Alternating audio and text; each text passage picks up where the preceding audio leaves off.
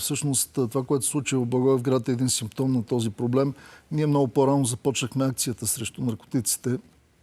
За съжаление не можехме да спасим живота на тези млади хора, но изключително тежко се отрази това на всеки един от нас. Мотивирани сме да спасим живота на всяко момиче или момче, който можем, а и не само. Да се върна отново на проблема, той е неглижиран години.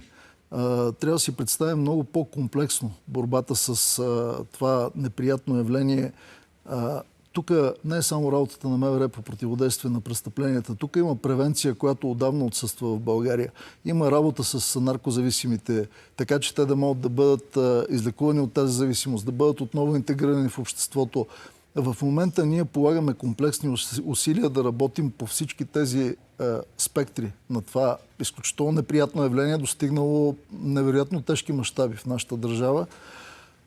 За 3 седмици само свършихме доста работа, набелязали сме мерките, активно работим и с хора от неправителствения сектор, защото се оказва, че в много аспекти те по-добре познават проблема и имат доста по-добри идеи за неговото решаване. Ще ги възприемем.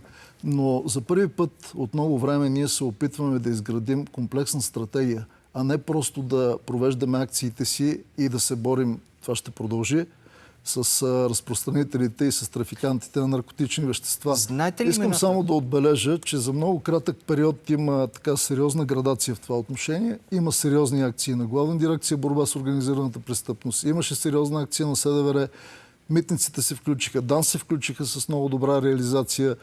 Радвам се, че държавата се събуди и съм убеден, че ако всички обединим усилията си, обаче ако и обществеността ни подкрепи в тези усилия, вярвам, че ще ни подкрепи, много бързо ще стигнем до позитивни резултати. Знаете ли имената, господин Демерджиев, и слушай ги внимателно, но знаете ли имената на тези, които стоят на върха на наркобизнеса в момента?